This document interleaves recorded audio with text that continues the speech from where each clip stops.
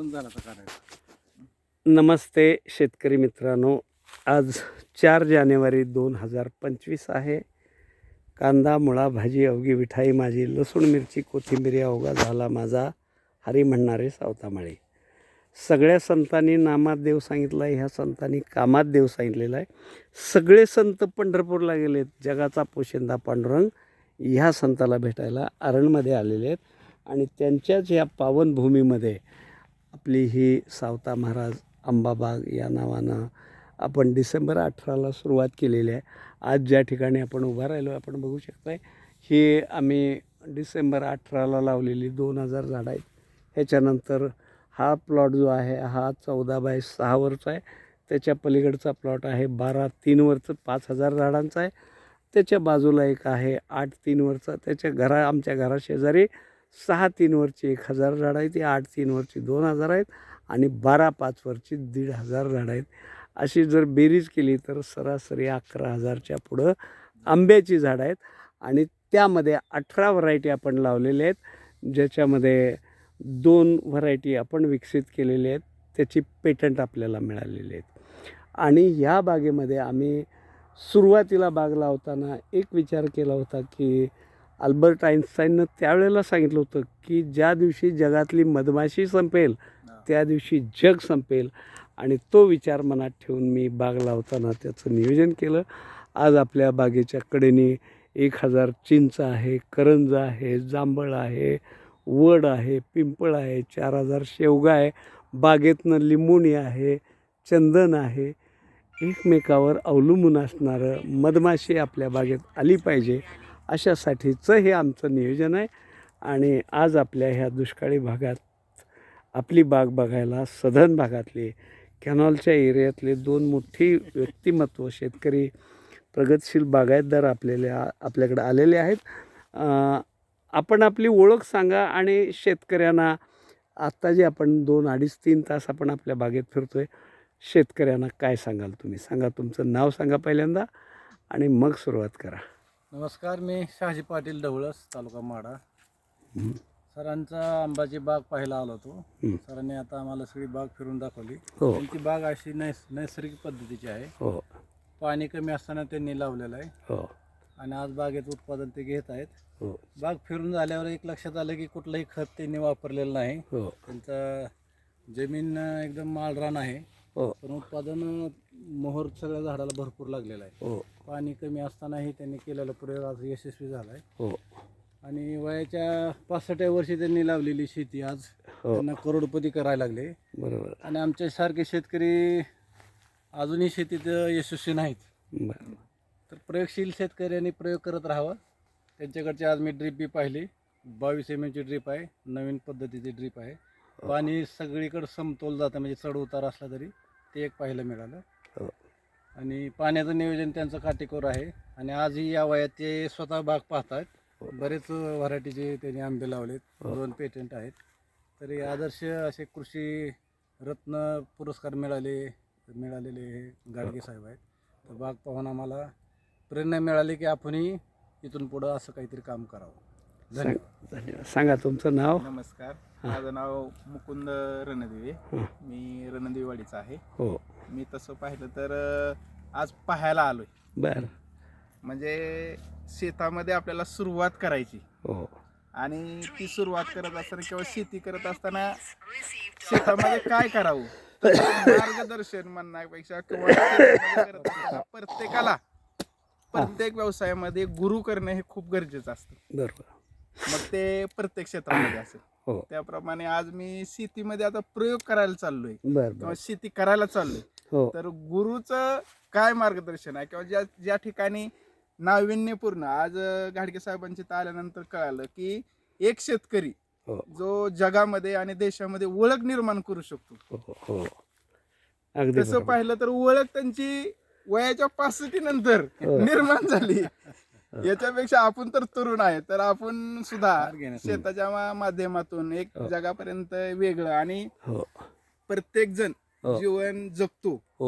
किती जगला, किती कमवलं, काय झालं ह्याच्यापेक्षा तो कसं जगला आणि तो इतरांना काय देऊन गेला जगलेला ह्याच्यामध्ये. बरोबर. तर गाडगे साहेबांच्या इथं आल्यानंतर ही बागेमध्ये बघितल्यानंतर वगैरे मला वाटलं की खूप काही घेण्यासारखं आहे आणि देत असताना वेळ कमी पडतोय. आमच्याकडे वेळ आहे, परंतु त्यांचा इथं आल्यानंतर सुद्धा खूप वेळ दिला, खूप असं मोलाचं मार्गदर्शन केलं. ज्या शेतामध्ये आज आपण बांधावरनं फिरतो त्यावेळेस शेतामध्ये बघितल्यानंतर जे गवत आपल्याला गवत म्हणून आपण त्याकडे बघतो, तर तेच खत म्हणून ते बघतायत, हे मला त्यातलं एक आणखी नवल वाटलं. आणि शेतामध्ये त्यांच्याकडे असलेले विविध प्रकारची झाडं, हो. म्हणजे मी तर म्हणतो असा मोसम राहणार नाही 12 महिन्यामधला हो. की गाडगे साहेबांची इथं आल्यानंतर खायला काय खायला मिळेल. खायला. अगदी बरोबर आहे, बरोबर. हो. कारण का आणि ज्या त्या नैसर्गिक वातावरणामध्ये हो ना. जे पण शरीराला ज्या त्या कालावधीमध्ये आलेली पिकं खाण्यासाठी तेवढेच पोषक असतात, तेवढी फळधारणा आणि तेवढ्या प्रकारची विविधता या शेतामध्ये मला पाहायला मिळाली. कारण का गेल्या तर फक्त आम्ही आलोय आंब्याची बाग बघण्यासाठी, परंतु जे बघितलं ते अनेक आहे की नुसती बाग म्हणून नाही तर खूप अशी झाडे आहेत की ज्याच्यातून त्यांचं मार्गदर्शन घेणं ही ते गरजेचं आहे. आणि वेळोवेळी आम्ही मार्गदर्शन घेऊच. आणि पुनश्च एकदा त्यांनी आम्हाला वेळ दिला आणि मोलाचं मार्गदर्शन केलं, त्याबद्दल त्यांचे पुनश्च एकदा धन्यवाद व्यक्त करतो आणि माझे मी 2 शब्द थांबवतो. महाराष्ट्रातला शेतकरी एकीकडे आत्महत्या करतोय, तरुण वर्ग शेतीकडं वळायला तयार नाही. काय सांगाल त्या संदर्भात शेतकऱ्यांना? शेतकऱ्यांना आत्महत्या करतोय आणि तरुण वर्ग इकडे येईनाय, याला त्या तरुणाला जर तुमच्याकडे आल्यानंतर आणि तुमची जर ह्या तरुण वर्गाची भेट घालून दिली हो. तर मला निश्चित वाटतं सर की तो तरुण शेतामध्ये एवढा रमन जेवढा मोबाईलमध्ये रमलाय हो. आणि मोबाईलमध्ये रमून आपल्या शेताच्या संदर्भात हो. जे पण काय नवनवीन प्रयोग आहेत प्रयोग आहेत. ते जगामध्ये काय चाललंय ते ते बघून. मोबाईलच्या माध्यमातून बघून तो जर शेतामध्ये निश्चित तुमच्याकडे आल्यानंतर वळेल.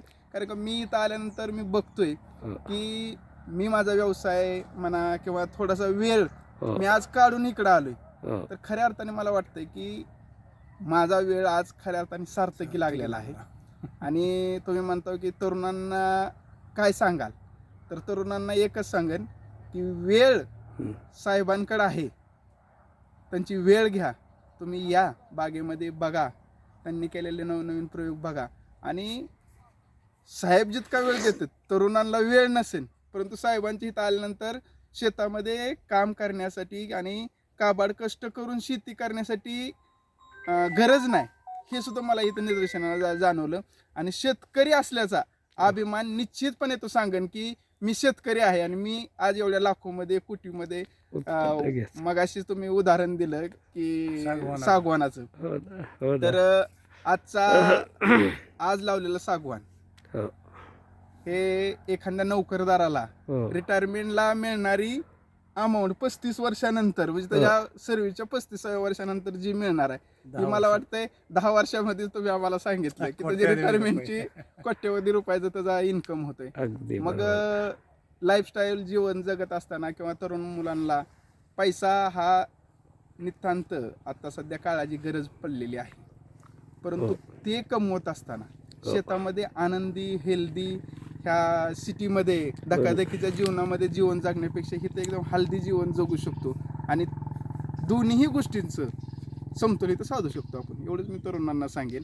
आणि तरुणांना आणखी एकदा मी व्हिडिओच्या माध्यमातून एवढीच विनंती करेन की गाडगे साहेबांकडे या, बघा, त्यांचं मार्गदर्शन घ्या. आत्महत्या करण्याच्या ऐवजी आणखी आत्मनिर्भर तर पण नाही, परंतु मला जगलं पाहिजे आणि झाडांवरती प्रेम लागल्यानंतर तुम्हाला जगण्याची निश्चित उमेद तयार होईल आणि आत्महत्या करण्याचा विचार सुद्धा डोक्यातून निघून जाईल. कारण की इथं आल्यानंतर वातावरणात असं वाटतंय की हॉस्पिटलमधला असलेला पेशंट जरी इथं आला तरी बरा होईल. अगदी बरोबर. पाटील साहेब, काल 3 जानेवारी सावित्रीबाई फुलेंची जयंती झालेली आहे. आज आपल्या लोकसंख्येच्या 50% लोकसंख्या ह्या महिला आहेत.